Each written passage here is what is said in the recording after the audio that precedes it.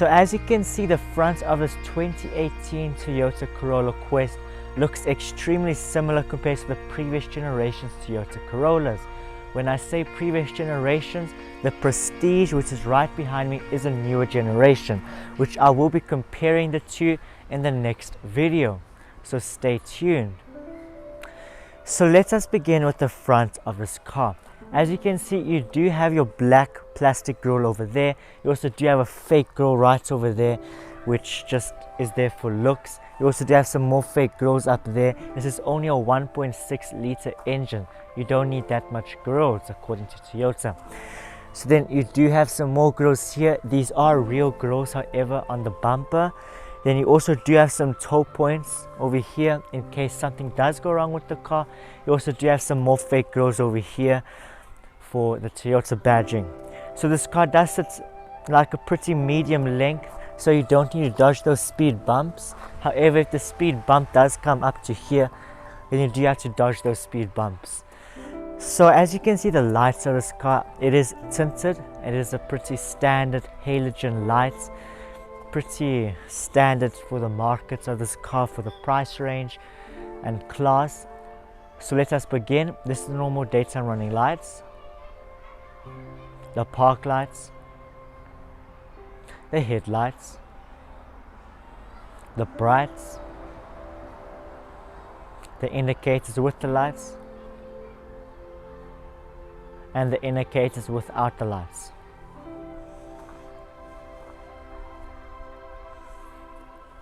So as you can see, pretty standard, not the greatest, not the worst. You have quite a small bonnet over here. I will tell you more about it when I do review the side of this car. Let us go over the specs of this car to really see what the appeal is of the Quest. So let us go over the specs of this Toyota Corolla Quest. This car does have a 1.6 liter naturally aspirated inline 4 engine, which produces 122 brake horsepower or 90 kilowatts. This car also produces 154 Newton meters of torque. It's quite impressive considering that this is only a naturally aspirated engine. However, what's not very impressive is acceleration of 10.5 seconds. This car has a top speed of 195 kilometers or 121 miles. That is quite surprising actually, and this car is a front wheel drive. This car weighs 1,240 kilograms or 2,733 pounds. And this car is quite economical as it's only a 4-cylinder engine, as it will average about 7.8 liters per 100 kilometers on the city, and on the highway it can go as low as 5 liters per 100 kilometers. But just remember, fuel economy is measured by the way you drive.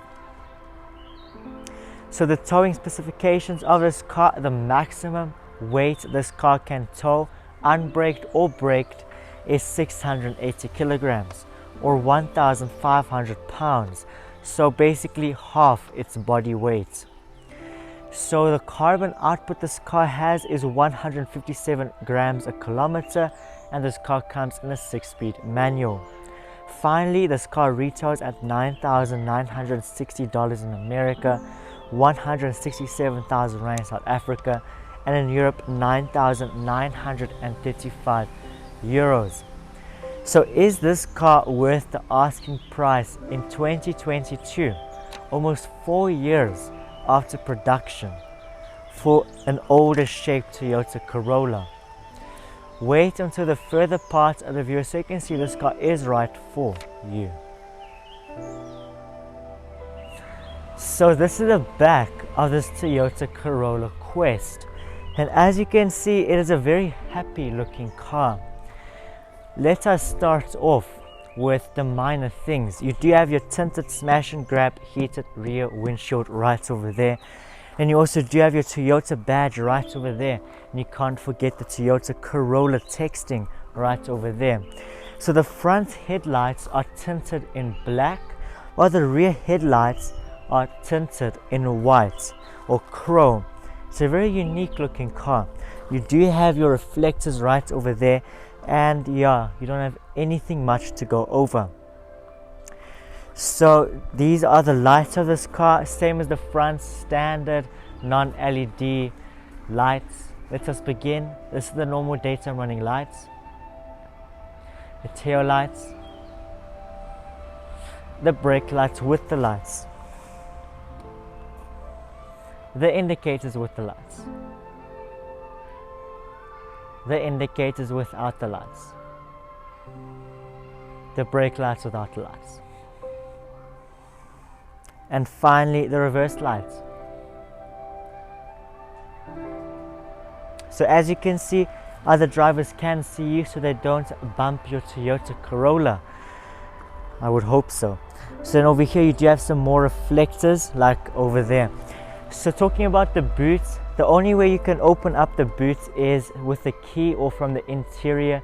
You don't have any latches, however you do have some lights for your number plate holder. So let me open up the boot of this car. As far as I remember, it's around a 500 litre boot, not a 5 litre boot. As you can see with the key, it opens right up. From the interior you can also flick a switch or a latch and it will also open up like that. So as you can see, it is lined in carpet. The carpet is pretty bad quality, as I'll show you. It's already like cracking and stuff. The cardboard is cracking. Yeah, so you can't really put some heavy stuff, because like if you put heavy stuff, I'm sure you can hear it just starts making cracking noises. So I'll put up on the screen how this boot looks like. As you can see, you do have some storage on the right hand side, and then you also do have some place in the middle for your spare wheel, wheel spanner, jack, and all of those things. You also do have some plastic right over there, and yeah, even that, there's nothing much to go over at the back here. It's just a boot. You do have some latches or some hooks, so you can tie up some things so they don't move around much. My apologies. But yeah, this is the back of this Toyota Corolla. Let me move on to the front of this car, to the interior of this car. Sorry, the heat is really playing massive role in my vocabulary. Let me go over the interior of this car and let us see what really is the appeal of this car. Or is this car really worth it 4 years later? So this is the interior of this Toyota Corolla Quest, and as you can see, it is a very outdated interior, let us be honest. So let us begin with the center console of this car. As you can see, you do have your two air conditioning vents right over there. Then you also do have your very old school Toyota radio right over there, and you also do have your air conditionings right below the radio. You also do have a little place where it does display if the passenger airbag is on or off. So yeah, let us begin with the air conditioning. So this car does have fully manually operated air conditioning. Let me put up on the screen right now. So as you can see, it is manually operated air circulation where you want it to air circulate. You also do have fully manual fan speed with 4 fan speed modes. Then you also do have your temperature, which is in blue and red. So that's how you know what temperature you're in, if it's in the blue or red. Blue meaning cold, red meaning hot. You do have an AC button, your rear windshield defroster. You also do have your little button, so if you want to circulate from the inside. Then this is the radio. As you can see, there's no dials or anything like that. So let me turn it on. As you can see, you do have your FM and AM. Just wait, sorry.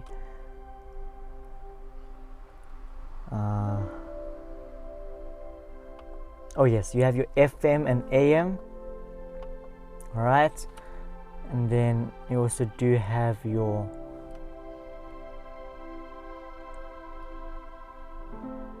USB, your aux, and your CD. I don't know how to control it, so I'll just put up on the screen what kind of stuff there is. It's quite complicated. I mean, I'm sure there's Bluetooth. I don't think there's Bluetooth. Okay, I'll put up on the screen. Alright, anyways, enough for the radio. This is the other part of the center console. As you can see, you do have a piece of storage right over there. 6-speed manual right over there. Manual handbrake. You also do have 2 cup holders right over there and an armrest. Inside that armrest is just a piece of storage, very deep, so there's nothing much. It's just storage and an armrest. So as you can see, this is the piece of storage over here. You do have a cigarette lighter, and you also do have some little place over there with a no cigarette smoking sticker right over there. So then these are the cup holders. A very interesting design. It's like a cupboard. It's like nice and fluid. It's nice and fast. Does a job. Covers up the 2 cup holders because they look ugly. Now this is the driver's side. As you can see, very nice little design between analog and digital, sort of. So let me put up on the screen. As you can see, you do have your little digital displays. You have 2 digital displays. The one on your right, which I'm going to start off with, displays your odometer, trip A, trip B, and that is it. Or the one on the left displays your time and temperature. Instant fuel economy, average fuel economy, average speed, and yeah, so it's quite cool. So yeah, you do have like 2 little options right over there. Quite cool. Well done to Toyota engineering. So now this is the steering wheel. It's pretty standard, pretty basic steering wheel. It does have quite a lot of grip, but it does hold on the dirt quite a while. Like if the car is dirty, it will you'll have a black hand. So now this is your buttons. There is no buttons on the steering wheel. You can really see the quality disappear with this car. You can see that the chrome is already peeling and becoming black like the steering wheel. So now this is the stalks of this car. On the left you do have your wipers, and on the right you do have your lights and your indicators. This car really is not the greatest quality, but I will go over the quality soon. So now this is the other part of the driver's side. As you can see, you do have an AC vent. You do have your automatic mirror switch. You can put your lights up and down, and you do have some storage which is not closing because it's broken. Just shows the quality. Now this is the door panel, and as you can see, you do have your chrome handle over there which is also peeling. You also do have full electric windows, central locking. You also do have a speaker down there and some storage. You can't even fit a cup in that piece of storage. This is the passenger side. As you can see, you do have your little piece of air vent, and you also do have like a dual cubby hole design. The one on the top, as you can see, and the one at the bottom. So yeah, both can hold minimal things, and they're both made of creaky plastic. So talking about the seats, these are vinyl seats, fully manually operated, as I'll show you. For the driver's side, you can move it forward and backwards, up, down, and forwards and backwards. So yeah, that's all you can do with these seats. So yeah, then talking about the quality, you have a soft touch dashboard, and that is it. The rest is plastic, the rest is history. Seriously, the rest is all plastic. I don't even want to go over it. The center console is wiggling like crazy. It's just a Corolla interior quality. Just look at this. I'm not even applying much force, and it's just wiggling. So yeah, then up here you have no light or anything like that. Then you also do have your mirror, that's all. And you also do have your sun visors. As you can see, both the driver and passenger do have mirrors. It's made out of plastic, by the way. And then you also do have handles for all the passengers, excluding the driver. So yeah, that is pretty much it. This car has 2 airbags only for the front passengers. So this is the back of this Toyota Corolla Quest, and as you can see, I did get locked out because of the child lock without me even knowing, and it's not even closed properly, this door. So now this is the center console of this car. There is absolutely nothing to go over. Also, there is nothing to go over here because there's no armrest or anything like that. Nothing to go over for the back of the seats because there is no nettings or sleeves or anything like that. There is absolutely nothing to go over at the back here except the door panel. I'm serious. So over here, the door panel, you have that same plastic chrome handle. You also do have your electric window and some storage at the bottom there with a very, very minimal useless cup holder. So yeah, it's at the back over here. You do have a light in the middle over there. That's the only light this entire car has for all the passengers. And there's no handles at the back here also. There is no handles at the back here. It looks very weird because the only handle that this entire car has is the front passenger, that's all. So I think that's quite weird, very weird in fact. It looks very out of place, that handle over there. Let me show you the carpet quality of this car. The carpet is non-existent on this car, so you'll have a very hard time cleaning it if it does go dirty. However, a nice thing is that you do have some speakers at the back here by the boot, because you don't have speakers over here. Talking about the quality, even that is in plastic. This thing up there is also in plastic. Same as the front, plastic here, plastic everywhere. Yeah, it's not very impressive actually. So let me move on to the side of this car. Maybe the side is going to save the car from a bad young Car Wiz score. So this is the side of this Toyota Corolla Quest, and as you can see, it looks extremely similar compared to the previous generation Toyota Corolla, if you do exclude the taillights and the headlights. So let us begin with the brakes and tires. You do have your 15-inch steelies with your discs at the back and the front. You also do have your wheel caps. So it is quite refreshing to see that there is no drums at the back, as many manufacturers at this price range and class do use drums at the back. So you do have your tinted smash and grab windows right over there, and your indicator is located right over there. So it does lose a little bit of that modern touch. But even that, it's quite a soft looking side. You do have some soft body lines right over there, and your very old traditional handles. You also do have your color-coded mirror caps and handles. So my opinion on this car is I do think this car is great for Uber and for Bolt or either of those personal taxi companies, as this car does have quite a lot of space. It has some power, it has a nice boot, and it's not too bad to drive. However, it is lacking some of that technology that is quite useful in 2022. So let me put the young Car Wiz score on the screen so you can see the scores that I gave this car.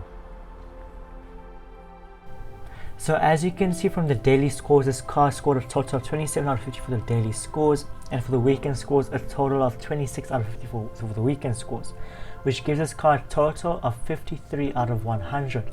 I do think this is quite impressive considering the car and its competitors, and also of course its successor, which is also listed over there, the Corolla Prestige. Finally, if you have stayed till this far of the video, thank you very much for watching. Hope you enjoyed this video. If you did, remember to smash the subscribe button, like button, and turn on post notifications so you never miss an upcoming video like this.